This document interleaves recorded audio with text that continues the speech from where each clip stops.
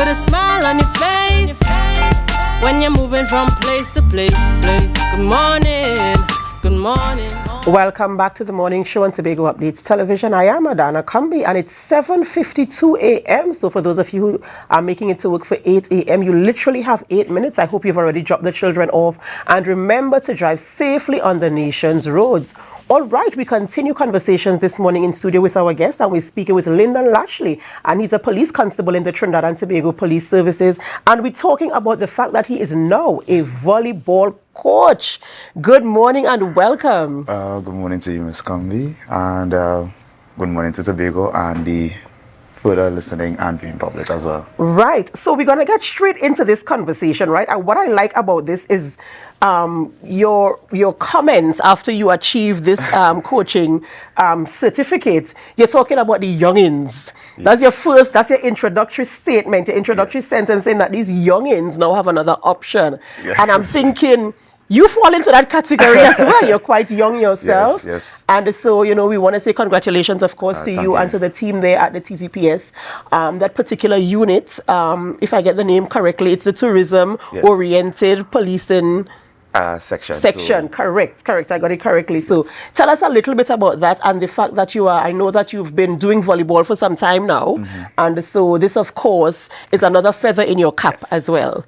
So as you said, I'm not only a part of tourism-oriented policing section, but our entire section is called the community-oriented policing section, which comprises of both the tourism officers. These are the officers you will see on the bicycles in the more tourist-oriented destinations, but also the community officers. We are the officers that deal with the schools and what most parents will say the hard I hear kids that they have. So we are there to assist the families and the schools where we try to find out what are the reasons why they may be lashing out and acting out, and find avenues for them to put all that energy from the negative into a positive aspect. Right, and how have you been able to use this aspect of your career now to encourage young people away from the streets, away from negative behavior, away from, because sometimes even peer pressure is part of the reason that causes them to act out. So how have you been able to use this qualification now to draw them away from that type of negative behavior? So recently we would have just had the Commonwealth Games, and we would have seen a lot of the heightened response in persons being interested in what is beach volleyball. So when I had the opportunity brought to me in terms of the coaching aspect, I said, I already have the chess thing going on. Why not add this to my arsenal? Right. Why not add another means of reaching out? So I haven't fully utilized it as yet, but I have reached out to a former club member of mine who also has a team to say, hey, you have your indoor, I have the outdoor. Let me combine it and see how best we could bring some youths in from the looking at the block aspect, because what we have realized is that these young persons are more looking for a family.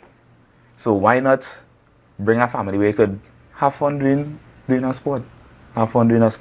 So where it is, I would have challenged them to be a part where, on terms of the chess, in terms of the intellectual side of it, let me get physical now. That's right. And it's all about providing opportunities for them and other options. Yes. Because as they say, the proverb says the devil finds work for idle hands. Yes, so once you keep them occupied, and I want to congratulate you and also that unit there at the TTPS, and I also want to congratulate the communities for coming together and lending that measure of support. You're talking about a colleague there who also has that involvement in volleyball, and you're all coming together. So I'd really love to see where that is going. And I mean, we're targeting youths who are, troubled or, how do you identify let's say, for instance, a person isn't necessarily acting out in an aggressive way, how do you identify or even intercept any type of perceived as what we call bad behavior? All right, so some of the tells, some of the tells is that they will either seclude themselves or they will be more, sorry, excuse, they will be more the class clown. You won't always have that person who is going to be loud and raucous and just disrupting the class. They will have those who will be more of the intellectual ones. They will just be like, a thing, so sure, we'll spend somebody else to go and do something. So there's the little tells that we are trained to look for, and just by having a normal conversation with them, you will understand that, okay, cool, something probably they are either the one behind it or the one who is actually being pushed towards doing something of a negative aspect. And how have the young people that you've approached, how have they responded to your approach, whether it be through chess, volleyball, as a police officer, or even as a young person in the community? Because it's easier for young persons to identify with young ones, but there's also the challenge of them thinking, well, we're almost the same age. So, Yes. so how do you mitigate that situation, and how have they responded to your efforts? All right, so where that is concerned, because I've actually had some third and fourth formers who, honestly, I had to be like, okay, cool, no scene. But so what I will do is I will try to get in tune to their lingo. As we all know, each era has a different way of speaking. That's we have right. our own way of saying, hey boy, this, that, the other. So if it is I myself cannot interact with them, I use one of their friends. I use one of the colleagues and say, hey, well, I'm trying to reach out to your friend here. I'm trying to understand what is the situation that he or she may be going through. And I use them as the middle person, so to say, to get that connection. And most of the times, all they want is just to feel respected. You know? That's right. And just to know that somebody cares. Yes, and so I can speak for myself. You know, my mom is a strict mom. So I understand, and I believe I have that connection where we have the parents now who are like my mom. And me going through certain things during my growing up as a teenager, I explained to them, here's what. It's not because she's your mom or dad or your guardian is speaking to you in this manner means that they hate you. It's just that the fact that they see something in you that they want to bring out. They may not have the right terminology to bring it across to them. The attitude may not be the way that they would like, but is what we will consider tough love. That's right. That's tough right. love, just to know that, hey, you are going down a path that is going to be haphazardous to you and those around you, and they just want to bring you out from that aspect of life. Right, and I like your commitment to your work and the fact that you really, really give yourself to young people. Now that you have this certification, what is next for you? What do you want to do next to improve your skills and even your availability to the young persons in communities? So what is next for me is I also play rugby. Okay. I also play rugby. And I do get that same reaction because I am on the smaller side. I'm on the smaller side in terms of physique. So what we would have had recently in Tobago is the Tobago Rugby Classic. And unbeknownst to most people, I would have lowered my voice on the commentary side of it. And I would have gotten feedback in terms of, you know, you have a good voice. Why you don't try doing Is this a plug you're putting in here? Well, I mean, I had to put in a plug because my club having the, you know, the rugby clash coming up soon. So, you know, shameless plug. Right. But yeah, I also want to venture into actually being a coach and a referee, as well as being a commentator as well for rugby, as well as a dabble in netball here and there.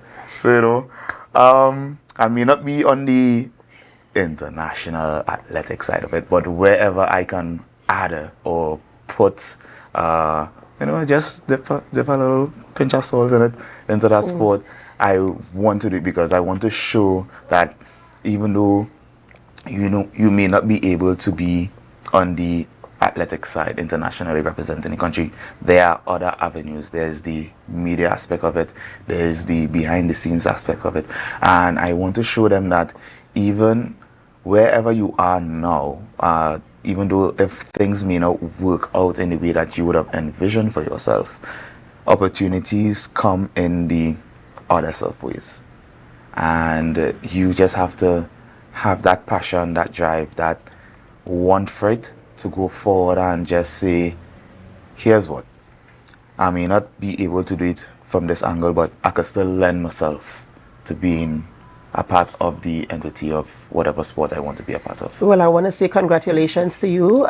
Many, many congrats and all the best in your endeavors. This man is playing rugby, he's playing chess, he's playing volleyball. Yeah. He might tell me cricket, football, swimming just now. I'm not quite certain. But all in the effort of trying to get communities together and to get young persons off the street. So many congratulations to you and all the very best in all your endeavors, ladies and gentlemen. We've been speaking with Lyndon Lashley, a constable of the TTPS here in Tobago, and doing his best to ensure our young people are engaged in meaningful activities and taking them off the street and out of trouble.